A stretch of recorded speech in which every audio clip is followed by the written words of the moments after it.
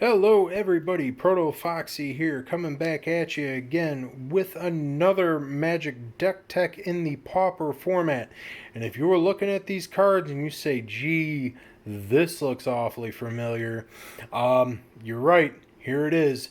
The format's current boogeyman, Tron in Pauper. And now as I talk about the deck a bit, I will, and again, I apologize for the glare. At the time of the filming of the video, it's pretty dark outside, kind of stormy, so I got lights on, and just apologize. And once we get in close to the cards and talk about them, some of that glare will be mitigated. But I will, as I'm talking about the deck, I will offer some commentary. This deck is pretty maligned in the format right now. You've got many folks out there calling for bans of the Tron lands themselves because of this deck. I'm here to say, well, yes, this is a deck that is good. It's definitely not ban worthy. It does some things that might be ban worthy, but I actually think it serves its spot as the villain in the format. And as you can see, these cards are resting on top of the sweet Pauper Guild playmat. Links will be in the description below where you can score some sweet swag from the Pauper Guild. Also, go ahead and hit them up on Twitter.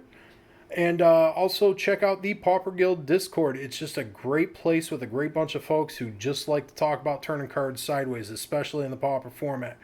But without further ado, this is Pauper's biggest villain, Tron. Let's get into the card selection.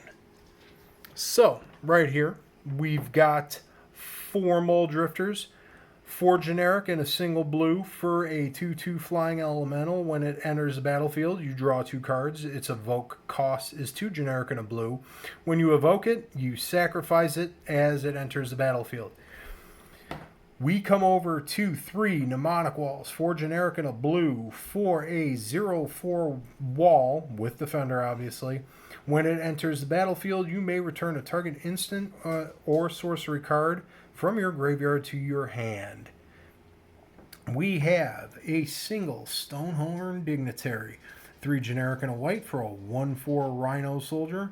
When it enters the battlefield, target opponent skips his or her next combat phase, and this is one of the toughest things to deal with in this deck. Now, Tron, in all senses, is a control deck. Unlike what other Tron decks like to do, even in the Pauper format, but also in Modern, where you're looking to just ramp out to big dumb creatures and smash face. This deck is just more looking to control the field. And with this card here and the other cards it works with, you can create an endless loop of your opponent skipping their combat step, which is basically Pauper's equivalent of Time Walk, so it's pretty tough to deal with. We come over here. We've got 4 Prophetic Prisms, 2 generic. For an artifact, enters battlefield, you draw a card. Single generic and you tap it. You can add 1 mana of any color to your mana pool, so this is here for mana fixing. Come over here to 4 Bonder's Ornaments. 3 generic for an artifact that taps for any color of mana, and then you 4 generic and tap it, and anyone who controls a Bonder's Ornament gets to draw a card. This is, again, great card draw in this deck because you have the mana to cast it. Basically, a breakout new all-star from the Commander decks that came through. I want to say, God, what was it? Were the Ikoria Commander decks? Just a breakout all-star in Pauper. Now, we will go into the spell package. We come over here to 4 Impulse, generic and a blue. For an instant, you get to look at the top 4 cards of your library, put 1 of them in your hand, and the rest in the bottom of your library in any order. You're just cantripping away with this card. We've got 3 Mystical Teachings, 3 generic and a blue for an instant. That reads, search your library for an instant card or a card with flash, reveal it, put it in your hand, then shuffle your library. It's got a flashback cost of 5 generic and a black. This deck can obviously cast that. Again, just a great tutor effect. You're always just searching up what you need. Now we come over to its namesake, one of the cards anyway. This is Ghostly Flicker. 2 generic and a blue for an instant that reads, exile 2 target artifacts, creatures, and or lands you control, then return those cards to the battlefield under your control. Now that's what I was talking about when you're gonna flicker your Stonehorn, or you're gonna create endless draw loops by flickering Muldrifter, or you're gonna be getting back just a ton of value out of the graveyard by flickering Mnemonic Wall. So it's just you're just creating endless loops here with this card and one other card in the deck, but we will get there in a minute. We're going to come to the rest of the blue. We've got a single counter spell for 2 blue. We've got a Prohibit for a generic and a blue, and this one reads, it's an instant with a kicker of 2, generic 2. You can counter a target spell if its converted mana cost is 2 or less. If you paid the kicker cost, counter a spell if its converted mana cost is 4 or less instead. Just very good in this format. Sorry about that, a little shaky there, but there's a lot going on in this deck, so we had to kind of double up a lot of our singletons. We've got a probe, a single probe, 2 generic and a blue, kicker, 1 generic and a black. Draw 3 cards and discard 2 from your hand. If you paid the kicker cost, target player discards 2 from his or her hand. So if you pay its kicker cost, which you can with this deck, it just becomes a really good one-sided cantrip. And we come over here to Single Weather the Storm, a generic and a green for an instant that reads, you gain 3 life, and it has Storm. Then we have a single Pulse of Marasa, which is 2 generic and a green for an instant. It says, return target creature a land card from your graveyard to its owner's hand. You gain 6 life. Again, looping stuff, you're gaining life, getting value, and that's what this deck does. Come over here. 3 Moments Peace. Generic and a green for an instant. Prevent all combat damage that would be dealt to you this turn with a flashback cost of 2 generic and a green. So this is just a way to keep yourself from dying out to combat.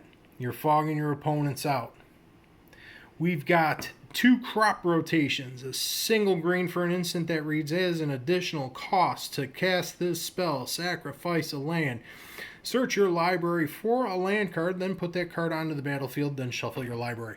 Now this card, and it was played in some early Tron builds way back in the beginning of the format, or at least the beginning of Tron's existence in the format. Obviously Expedition Map took its place, and then Expedition Map got banned, so this came back in. Some people say that this made the deck better. I very much disagree. I don't think banning Expedition Map slowed the deck down, but I don't think that this is a strictly better version of that card. Then we come over here. Single Ephemera. Single white for an instant that reads, exile target creature you control, then return to the battlefield under its owner's control. Now again, much like Ghostly Flicker, you're doing the same thing. You're creating flicker loops with this card. And also Mystical Teachings, when you get into reading its rebound, and my tongue stops working sometimes, so I'm stuttering over some words. But if you cast this spell from your hand, exile it as it resolves at the beginning of your next upkeep, you may cast this card from exile without paying its mana cost. So again, you're just getting a free flicker effect, and then it hits your graveyard, then you get it back, and you just keep creating loops and just keep on going. You have Single Abrade for a generic and a red. For an instant that reads, choose 1. Braid deals 3 damage to a target creature, or you destroy target artifact.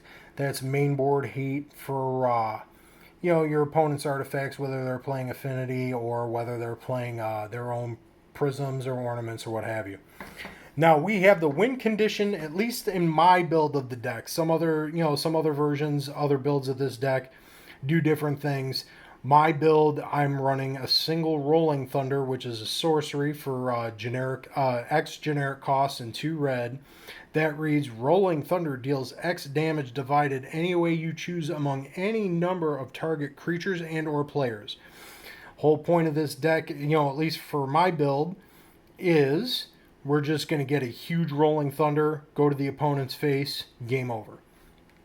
Come over to the mana base. We know these lands: 4 Urza's Mines, 4 Urza's Power Plants, 4 Urza's Towers. We have 4 Thriving Isles for mana fixing. Obviously starts out the gate tapping for a blue, and then you pick the next color it taps for. We have 3 Speak goodly, do I yes do. 3 Thornwood Falls, 3 basic islands. Now, that is the deck. I have it built in paper. I have lived long enough to become the villain, have I not? In reality, this deck is good. I'm going to come right out and say it.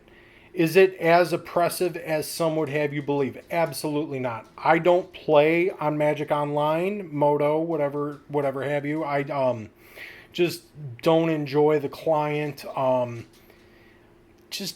don't, and I know it's super miserable to play against there. I've never experienced, nor will I ever. But I have taken this to the LGS when it was safe, of course. At the time of filming, about 2 weeks ago, my play group and I have started playing once again via webcam games. And in paper, I'm not sure what the deal is with Moto, but in paper, this deck, it definitely doesn't come across as oppressive as many would have you believe. It's a good deck. I'm not going to lie to you. It is a control deck. And a lot of people say that this just creates miserable experiences and it outclasses everything. That is definitely not true. Burn trashes this deck. Aggro trashes this deck. Can it outclass mid-range? Yes, it can. But that's what control does. That's how the archetypes work. Do I feel that this deck here in its form warrants the banning of the Tron lands and Pauper? Absolutely not. Now, does it do some ban-worthy things? Yes, I can see where Ghostly Flicker and Ephemerate do create miserable experiences when you're flickering Stonehorn, Mnemonic Wall, and Mole Drifter. But there are also standard Jeskai builds of these flicker decks that don't even use the Tron lands, and it has the same effect. It's an unpopular opinion, but this deck is not ban-worthy. I feel that this has a place within Pauper and its meta. And come on, folks, anybody who plays Magic, with the exception of the Dumpster Fire, that's the standard format. For all my friends out there that like standard, I apologize. I do not. I think it's a horrible format, in my opinion. But, each Eternal format has a deck that is its villain, and it's very rare that it's banned completely out of existence. In Standard, you get a villain, it gets banned out almost immediately, and then people move on. But in Eternal formats, you got decks that play the bad guy, and Flickertron plays the bad guy pretty well. I enjoy the deck. It's definitely a nice catch-all control. I can answer anything that's going on, but it's not oppressive. It's difficult to pilot, so it definitely has a high learning curve. But once you get it going, yes, it can deal with many things going on in the format, just not all things. With that said, if this looks like it might be a deck that might be up your alley, give it a go. Obviously, the sideboard is dependent on your local meta, but that is that. That is Flickertron in Pauper. Hopefully y'all enjoyed the video. If you did, leave a like. If you liked it, maybe shoot a subscribe my way. Go ahead and feel free to leave comments in the section down below. I'm sure I will see some stuff, and I love interacting with you guys, good, bad, or otherwise. I know this deck here might generate a bit more negative, but that's the way it is. We're taking a look at the boogeyman of the format. Also, in the description below, check out the Pauper Guild. Great group of folks. All we get together and do is talk about turning cards sideways and just having a good time doing it. With all that said, hopefully y'all are staying safe. Wear your mask, wash your hands, be kind to your fellow human being, and I will see you in the next video.